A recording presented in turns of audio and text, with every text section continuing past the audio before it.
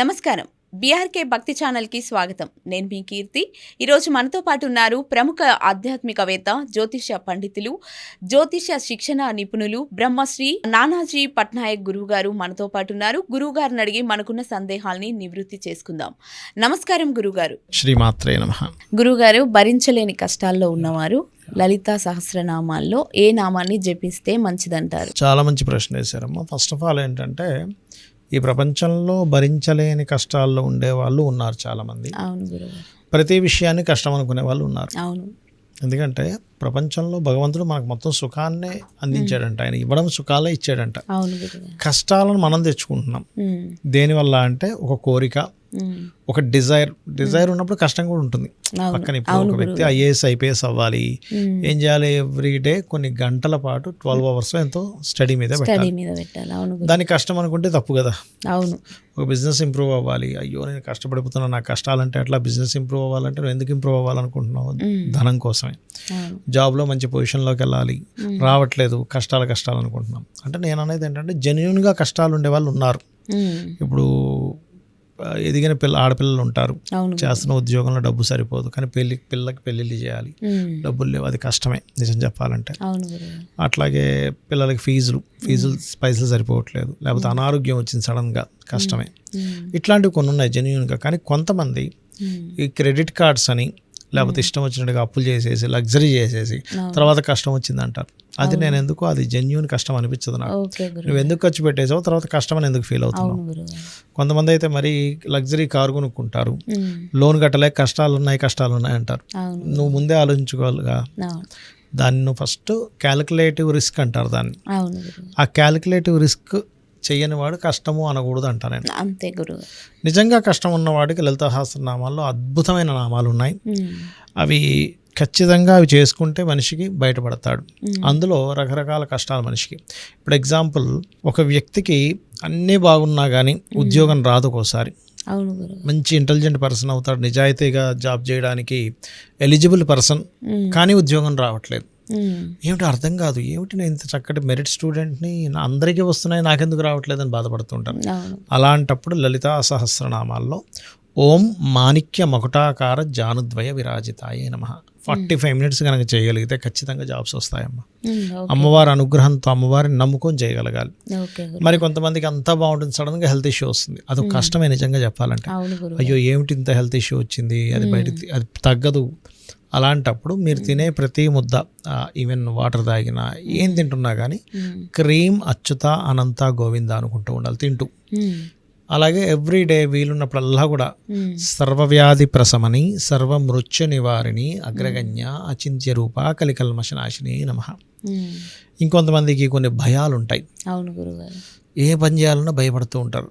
అమ్మో నాకు టెన్షన్ వచ్చేస్తుంది, నేను చేయలేకపోతున్నానేమో, అమ్మో నాకు అవ్వట్లేదు అంటుంటారు.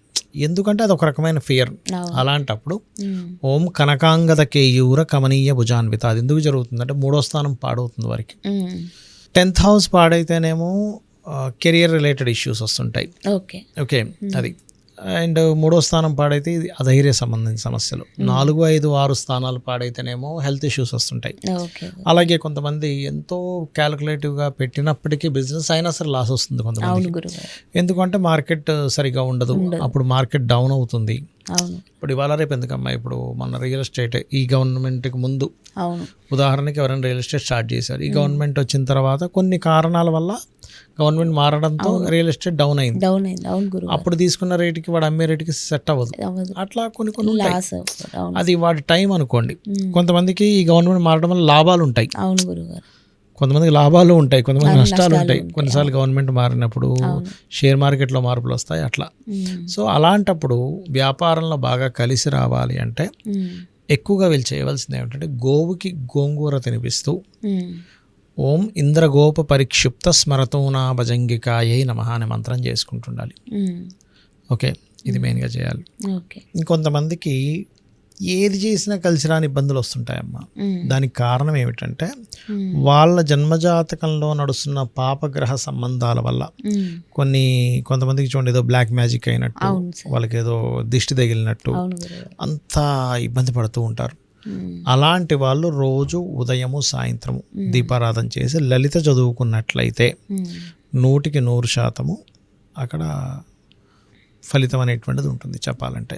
ఓకే గురుగారు. ఓకే, అది ఇలా కష్టాల్లో ఉన్న వాళ్ళు చేయొచ్చు. అయితే ఒకటే ఏంటంటే 100% నమ్మకంతో చేయాలి. అవును గురుగారు. ఎందుకు నమ్మకంతో చేయాలి అంటుంటారంటే అమ్మ, మీరు ఒక విషయం చెప్తా చూడండి. ఇప్పుడు మీకు ఎవరైనా ఫ్రెండ్స్లో జెన్యూన్ ఫ్రెండ్స్ ఎవరైనా ఉన్నారనుకోండి, వాళ్ళు మిమ్మల్ని నమ్మారు. ఉదాహరణకి మీరంటే మీకు వాళ్ళంటే చాలా ఇష్టము, ఒక అమ్మాయి ఎవరో ఉన్నారు సంథింగ్, ఆ అమ్మాయికి మీకు మంచి ఫ్రెండ్షిప్ ఉంది, క్లాస్మేట్స్, మిమ్మల్ని నమ్మింది, నాకు పలానా ఆమె ఇట్లా హెల్ప్ చేస్తాను. మీరు నమ్మినందుకు చేస్తారు, అయ్యో నన్ను నమ్ముకున్నారు కదా. మరొక మనిషే నమ్మినందుకు చేస్తున్నప్పుడు భగవంతుడు నమ్మినందుకు ఆయనంత జెన్యూనిటీగా ఉంటాడు. అది ఎలాంటి ధర్మం అంటే, ఇప్పుడు చిన్న క్యాండిల్ ఉందనుకోండి, అందులో మనం వేలు పెట్టాం, వేలు పెడితే కాలుతుంది. మీరు దానికి అఫర్మేషన్ ఏం చేసుకోకలే, కాలాలి కాలాలి కాలాలి లేకపోతే కాలదేమో అని. అది ఎట్లాగైతే దాని ధర్మం అది పాటిస్తుందో, నిప్పు ధర్మం నిప్పు ఎలా పాటిస్తుందో, భగవంతుడు ధర్మం నమ్మిన వారికి ఆయన కరుణ చూపించడమే భగవంతుడు ధర్మం అనమాట. అది కాబట్టి ఖచ్చితంగా ఈ నామాలు కనుక చేసుకున్నట్లయితే 100% వాళ్ళ దీని నుంచి బయటపడతారు. కాకపోతే కొంతమంది చేసే మిస్టేక్ చెప్తాను. ఇది నేను ఇప్పుడు ఒక 45 minutes 1 hour చేయమన్నా ప్రతి ఏం చేస్తారంటే, ఇది ఒక 1 hour చేసి మిగిలిన 23 hours వాళ్ళ మైండ్లో ఏం జరుగుతుందంటే, ఏమో అవ్వదేమో ఏంటో చేస్తున్నాను కానీ, ఇది చేస్తున్నా కానీ ఇది కలుస్తుంది ఏంటంటే, ఏమైపోయింది, మీరు ఈ మంత్రం కంటే ఈ మంత్రం ఎక్కువైపోతుంది, నెగిటివ్ మంత్రం ఎక్కువైపోతుంది, థింకింగ్ ఎక్కువ అవుతుంది. ఎప్పుడైనా సరే మీరు ఎంత నెగటివ్ థింకింగ్ చేస్తుంటే మీ షట్చక్రాలు అంతా బ్లాక్ అయిపోతుంటాయి. షట్చక్రాలు ఎప్పుడైతే బ్లాక్ అవుతుంటాయో మీ మైండ్కి పని ఎక్కువ పడుతుంది వాటిని రిలీజ్ చేయడానికి. పర్టికులర్గా చాలామంది దిగులుగా ఉండడానికి కారణం ఏంటంటే, అనాహత చక్రం బ్లాక్ అయిపోతుంది. అనాహత చక్రాన్ని రిలీజ్ చేయడానికి బ్రెయిన్ ఎక్కువ పనిచేయాలి, అది ఎక్కువ పనిచేసి దాన్ని రిలీజ్ చేయమంటుంటుంది. అందుకే చూడండి, చాలా మందికి ఏదైనా తప్ప మనసు బాగాలేదు, ఎక్కడ పట్టేసినట్టుంది అంటాడు. ఏదో పనికి మీకు ఇక్కడ హృదయ స్థానంలో పట్టేసినట్టు ఉంటుంది. ఎందుకు అంటే అది అనాహత చక్ర స్థానం అనమాట. అందుకని ఏంటంటే, ప్రతి పనిని ఎంజాయ్ చేస్తూ ముందుకెళ్ళిపోతూ ఉండాలి. అది. ఓకే గురుగారు, చాలా చక్కటి విషయాన్ని వివరించారు. ధన్యవాదాలు గురుగారు. శ్రీమాత్రే నమః.